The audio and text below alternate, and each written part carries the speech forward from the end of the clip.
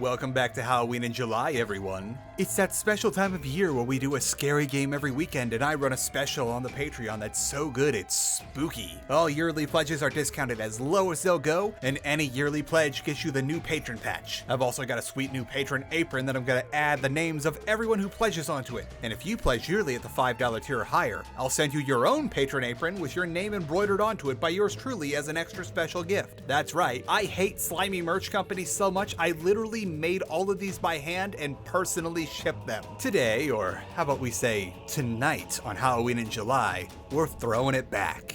Way back. We're playing some of the oldest horror games out there that predate the term survival horror, Alone in the Dark. The Alone in the Dark trilogy is old, like older than I am old. Luckily for me, they're classics that are surprisingly easy to run on modern systems. Thanks, DoSBox. By the way, if you get these on Steam, they automatically boot through DoSBox, so you just click run the game and you're good.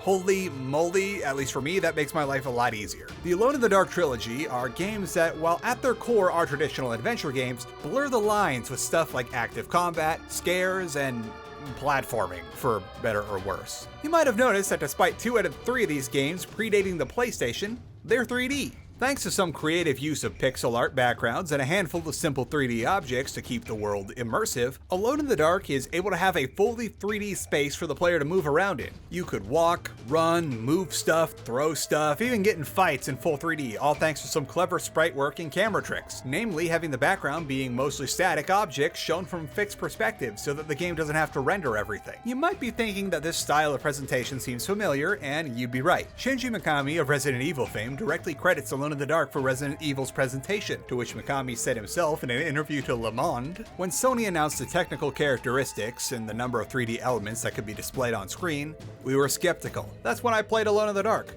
which consists of fixed sets.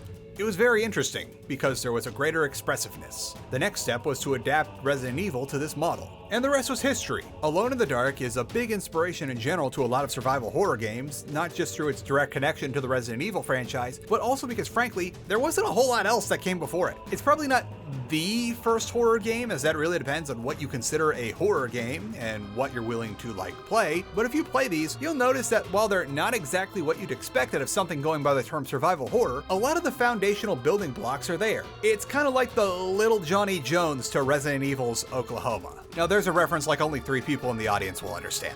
Let's start this in the most obvious place. Alone in the Dark was published in 1992 by Infogrames and follows the tales of either Emily, a relative of the deceased former owner of the Manor Derceto, or Carnby, a hired detective, depending on your choice of which character you want to explore the derelict mansion with. If you're Detective Carnby, you were hired by a third party to investigate the manor, primarily to secure an antique piano. If you're Emily, you're going into Derceto in search of any sort of letter or some sort of clue to explain your uncle's demise, which just so happens to be in the piano, conveniently putting both characters in the same starting place. So the first thing you're gonna notice is that for 1992, this game looks good, like really good. Okay, between YouTube's compression and the fact that all the raw footage looks like this, and I gotta blow it up in Premiere, some things might be lost in translation, but let me throw up some contemporaries from the early 90s to give you a point of reference as to how nice this looks. While a lot of other games were still using limited sprites to get the job done, here's Alone in the Dark with 3D objects in a 3D space. This wasn't unheard of, but this was still really impressive at the time. Another thing that's pretty nice is that the game is voice acted. While the player characters themselves only really talk at the beginning of the game, all the books and other readables you find have full narration, and good narration. The game's opening credits say it has screenplay writers and a director, so this might have been more than a, oh, just go get someone from the office scenario. On my door, a dull brass plate says, Private Detective. The few friends I have call me Carnby. The others call me the Reptile. I don't care to think what my banker calls me. These days, I leave my letters unopened. Bills and threats to send in the receivers just ruin my day.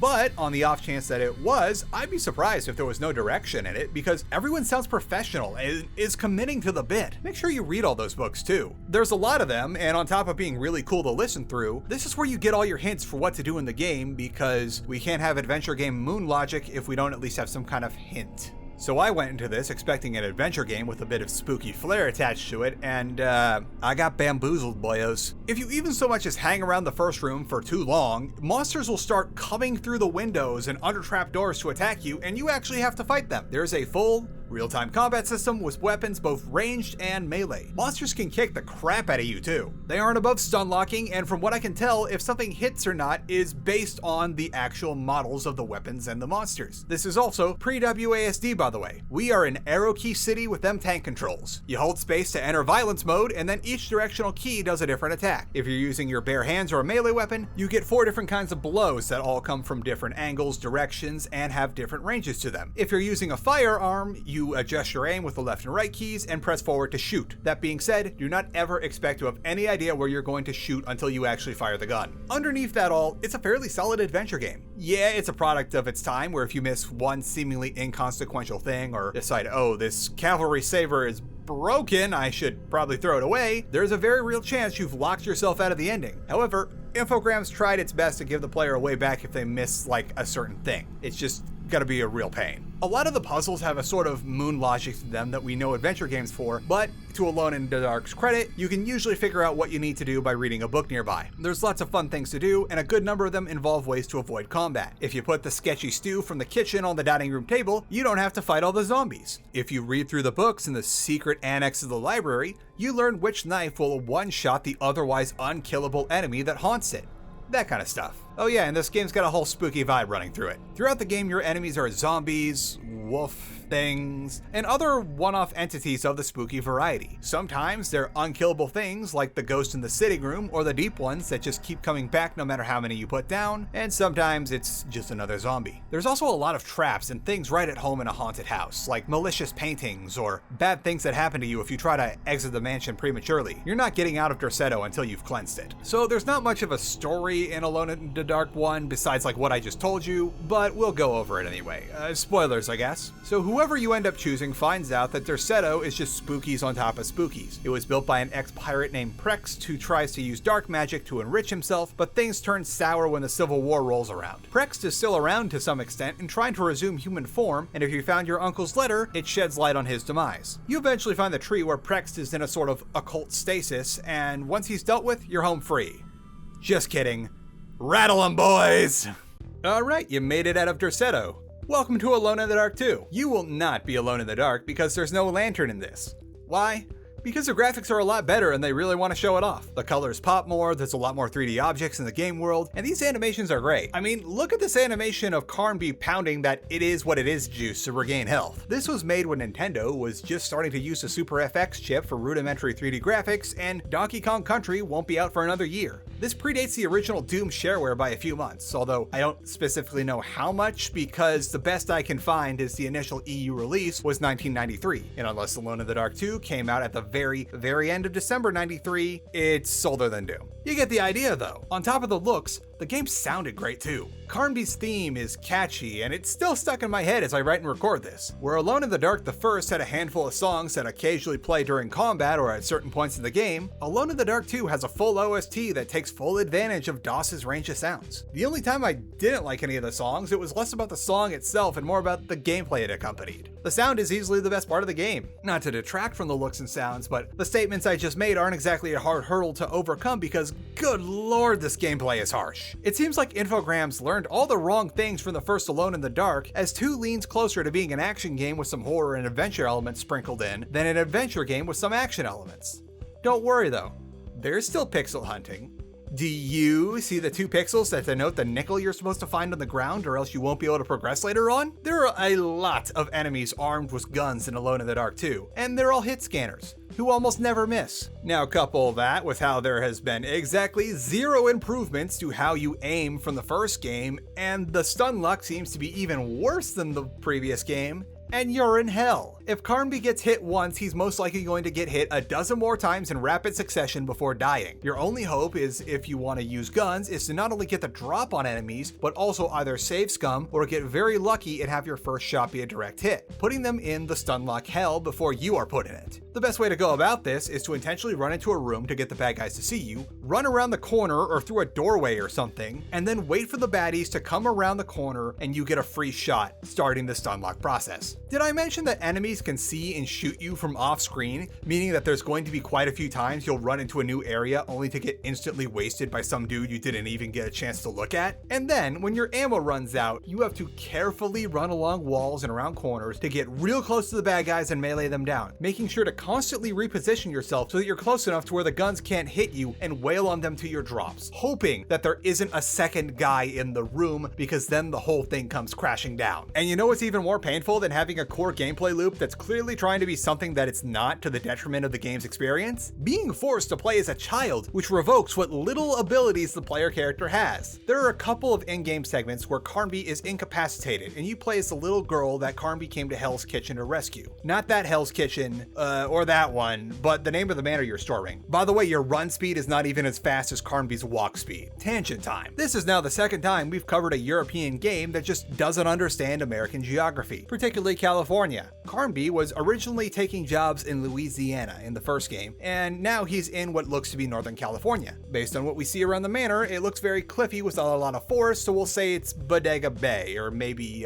Sonoma County, like that kind of general area about an hour north of San Francisco. That's about 2,300 miles away. To put that in perspective for the folks in Europe, that is going from Paris, France to Madrid in Spain and back to equate to one leg of that trip. I took a trip about that long to move when my wife was accepted into graduate school, and it took 3 days of solid driving to make it. And not like, oh, this is quite the ordeal, let's stop at the cafe for the rest of the noon driving, but like hard, going at freeway speeds for 10 to 12 hours a day driving. And that's in a modern vehicle that can hit modern freeway speeds. I don't think a guy like Carnby is going to be able to manage that in his financial state, since he seems to be broke all the time. If you're curious as to what the other game was, since we're tangenting here, it was Ivory Towers: A Crew. You know, that racing game that came out in the early 2010s that was all like, hey, what if we took all the annoying tropes of a Ubisoft game and slapped it onto a racer? I was excited at first about how it was supposed to be a full replication of the US, and that the town next to the one I grew up in, Laguna Beach, was one of the special landmarks you could visit. I drove my ass across the country to get to the LA hub well before you were supposed to be there. Much to my dismay, not only was the bulk of the OC just a freeway exchange and a lot of grass, which might actually be for the better now that I think of it, but Laguna Beach was a completely flat stretch of beach with that one diner that you see in postcards that no one really goes to. I don't know if you've ever been to that area, but Laguna Beach is a hilly, mountainous region. You have to go through this big old canyon to get there, and the local school is called Top of the World because, well, it's smack on top of that big old canyon. Also, now Newport Beach is adjacent to Anaheim, which, you know what? I'll take it if it means scaring those rich pricks that spend all day at Fashion Island. The whole game is a mess with stuff like that and other things that'd upset anyone who actually knows what they're looking at. Like how the GT500 is only available in Miami, which makes no sense as Shelby is based in Las Vegas and before that, LA. Or how for some reason the RX-7 has a V6 engine in it. Also, fun fact, my video on the crew was the first ever cooking segment. We made grilled cheese.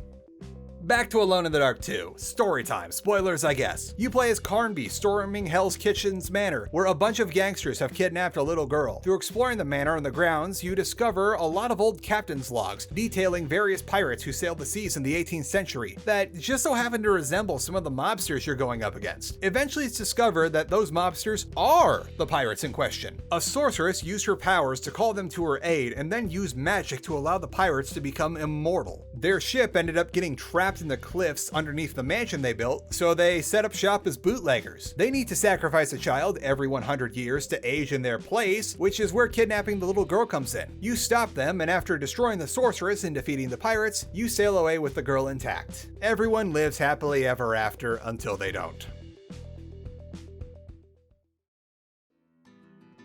Time for a cooking segment. I'm feeling something snacky today, and I just so happen to have some leftover cheese sludge from the Double Down video. Don't worry, I filmed this and the Double Down like a day apart. It should still be good. Let's make some tater skins. For those of you that are not cursed with the presence of a TGI Fridays in your region, potato skins are a popular bar food in the United States that consists of taking out hollowed out potatoes and rebaking or frying them to stuff them with cheese, bacon, or basically whatever you want. They're pretty simple to do. Our first order of business is to bake the potatoes. Wash them off, pat them dry, and then lightly cover them with olive oil and then salt them if you wanna. The salt is kinda optional at this stage because we're gonna have to resalt them later. Poke some holes in the taters to let the air escape as they're cooking and then put them in the oven. Set the oven to 400 degrees of freedom heat units and then let it go for an hour and 15. We're adding the extra 15 to allow for the preheating and not preheating the oven before we put the taters in because we want the taters to cook evenly. It's kind of the same logic as when you put your chunks of potatoes for mashed potatoes in room temperature water and then you bring it to a boil. While the potatoes are baking, let's prep our fillings. We're doing bacon cheddar for half our skins and then pepper jack with jalapenos for the other. Bacon is simple enough, fry it up however you like, but know that crispier will be a little easier in this scenario since we want to chop these up into tiny bits for topping. Cook them,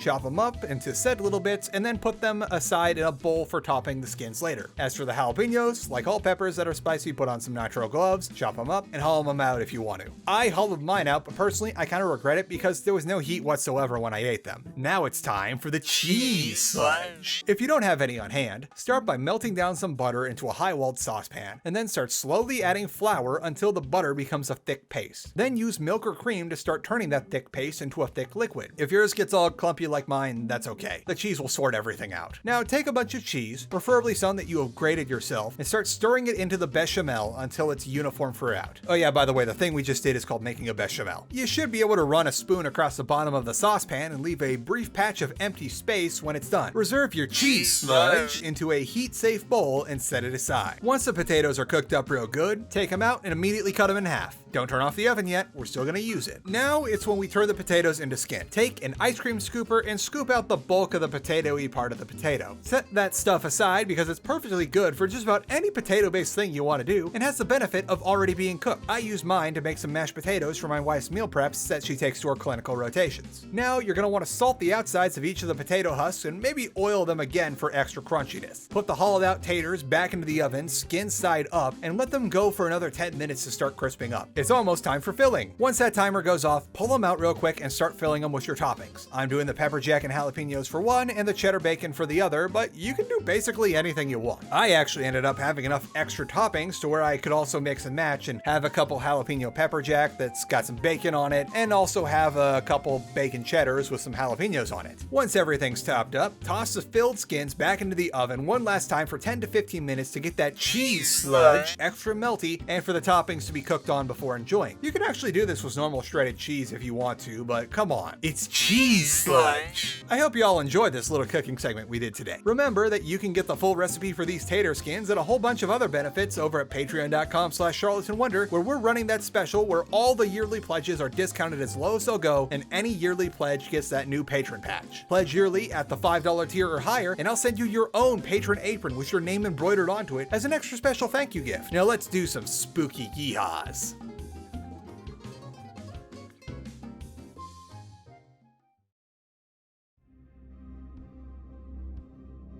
Let's end this trilogy on a high note with Alone in the Dark 3. Carnby's back to living in the year 2023 and 1923 as his power gets cut by his landlord because he just can't make enough money to get by, when he receives a call from someone representing a major movie production company in California asking for his assistance in a spooky matter. He almost says no until the guy mentions Emily from the first game, which, come to think of it, I'm not sure they ever met. But that makes Carnby charge more to go and sort this mess out, which the guy accepts and then gives him some really bad directions to a ghost town in the Mojave, Slaughter Gulch. If Carnby had actually followed this guy's instructions and gone 50 miles south of Barstow, he'd have actually gone to Big Bear Lake, a popular forested vacation area and a ski resort in the winter, which is definitely not the Mojave Desert. Never mind that though, that was just to make sure I had a reason to tell you about the geography thing. We finally have a difficulty system and saves, like multiple saves. You can now dictate how much health Carnby has, how much damage he does, and how much damage the bad guys do to Carnby, which after the last 2 games and all that stun locking hell is a lifesaver. You also are no longer limited to just that single save, but now you get about 16 of them, which is great for having safety saves in case you get stuck somewhere, and also there's at least one potential sequence break you can accidentally do in the game which will soft lock you, but it's just nice to have backups in general. Alone in the Dark 3 is the best out of the trilogy. It restores that nice balance of combat and puzzle solving from the first game, while also expanding the play area from a singular house to an entire town to explore. There are still enemies with guns that you're going to come across, but I noticed that not only do they not stun lock you nearly as often, but also whenever you encounter an enemy that can shoot at you, it'll always be in a tight hallway with some blind corners, and you can easily set up your shot for when things get ugly. Ammo is also plentiful enough within reason for you to rely on guns, so you're not going to also wind up like you did in the last game where you get like 1 or 2 magazines for the Tommy gun and then you're SOL. The one setback of Alone in the Dark 3 is that the graphics aren't quite as nice as they were in the last game, and the colors don't pop as much, there's less 3D objects, at least that I noticed, and also things just seem a little muddier. Like some of the sprite work is a little muddy to the point that I got lost for a while in some spots because I didn't realize that, like for instance, this was supposed to be an opening into a new area. That being said, personally, I'm willing to take this trade-off as the game still looks better than the first one did and offers a whole lot more in the means of puzzles, places to explore, and cutscenes. Oh yeah,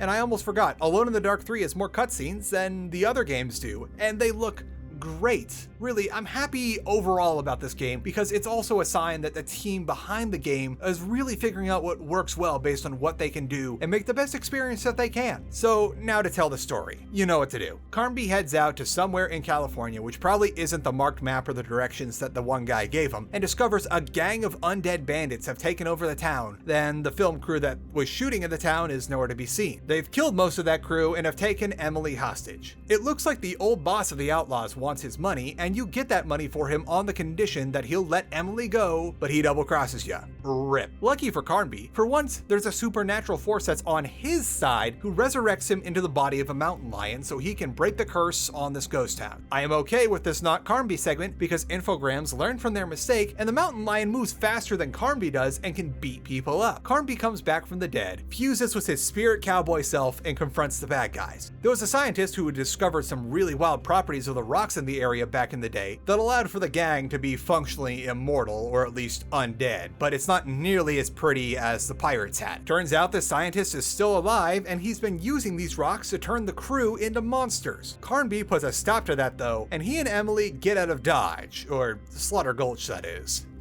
The end. So that leaves us with one more game. Actually no, 2 more games. Alone in the Dark, A New Nightmare, which came out in 2001, that is effectively unplayable on anything newer than a Windows Vista system, unless you have a Spanish executable, allegedly. I'm seeing a lot of mixed messages on if the GOG version works, but frankly, it looks like A New Nightmare might not be worth the hassle, as Carnby looks like he's fronting for an emo band for some reason. Like, I know his look's been kind of inconsistent between the first and then second and third games, but that's a bit of a leap there. But that's probably not the Alone in the Dark you were thinking about. Unfortunately, it's the same story with the very strange Alone in the Dark 2008 reboot or whatever it was supposed to be. I gave it an honest-to-goodness try to get it running on my machine, and it just wasn't having it. Just running it out of the box makes it crash as soon as you try to load in a new game. Setting the game into compatibility mode for Windows 98 or Vista and then setting its processor affinity to match the amount of cores a contemporary CPU would have makes the game unable to load even the main menu. And if you boot the game and then change the affinity, you'll be able to start the game, but then it just endlessly loads and it's the same as crashing. The only thing I did not do is try using the third-party DLLs available because that's a personal deal breaker for me. As a matter of policy, I don't download or run third-party programs after nearly falling for that thing Linus Tech Tips got hit with earlier this year, especially not DLLs that piggyback off other programs. Lucky for me though, we have a solution. Thanks to all of you that support me over at patreon.com/CharlatanWonder, I was not only able to track down a copy of Alone in the Dark 2008 for PS3, but I was also able to finally get myself a capture system so that I can record and make videos about console-based stuff. This ends up working out much better than the PC version anyway, since not only is the PC version from that dark time where PC ports were just sloppy copy and pastes of Xbox 360 games where they don't even bother to change the button prompts, let alone optimize anything for a PC, but the PC version also doesn't have the DLC that came with Alone in the Dark 2008 for some reason.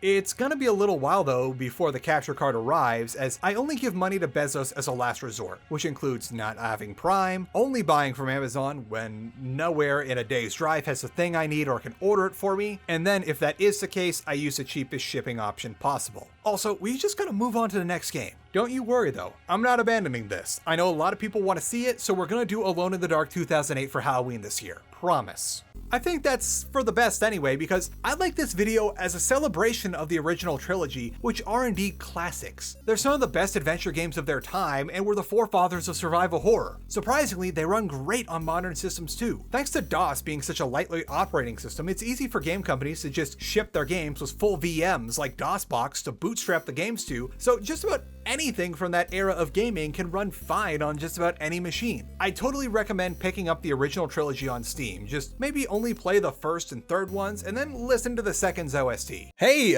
real quick, update. Literally months after I initially thought I had finished this video, they're reviving Alone in the Dark later this year in October, which I guess October is going to be a very Alone in the Dark month for us. Yeah, I was not expecting this. I guess whoever owns the IP now really wants to do something with it, and not exactly objecting to that. I guess we'll see how it's gonna go, and we'll have a fun time comparing the two Alone in the Dark games that month. That'll do it for today. Thank you so much for watching, and if you'd be so kind, consider giving this video a like so that other people might find it and have a chance to enjoy it too. Don't forget about that special we're running over at patreon.com/charlatanwonder, and then let's get into the end spiel. Remember that no matter what you do, be it dancing, painting miniatures and building battle terrains, writing tabletop campaigns, or painting on a canvas, what you do is not content, it is art. Content is a word meant to break down all of your skills and aspirations into a gray slop meant for mindless consumption so that some suit can profit off it. Your art is better than that. Your art is inalienably a reflection of you, as it has your ideals, your experiences, and your creativity woven into it. And you are not content. You are a person who deserves better than to be reduced to a line on some analytics sheet. So fight for yourself by fighting for your art. Stay saucy, everyone. We've got the rudest boy on the premises here. Usually this end of the couch is reserved for my wife, who was just off camera. But as soon as she got up to just go get a snack, the boy took her spot. And now my wife has to sit in my spot because he won't move. He needs to be a clean boy. So I'm just standing here. I have nowhere to sit. I cannot enjoy my tea. You know what? I'm just going to sit on this ottoman. And I will judge you for your sit thievery. Do you have anything to say for yourself? Just the audacity. The chonkolosity. Yeah, I'm still here. I am still judging you for stealing mommy's seat. Look, you're so chonkly you can't get all the way to your back. We have to brush you now. Now let's give you a role model. Be like Pasheen. Pasheen sits on the top of the couch. Like right here. Oh, I've done it. I've bothered the boy enough to where he left, and now he's a hallway boy. Goodbye.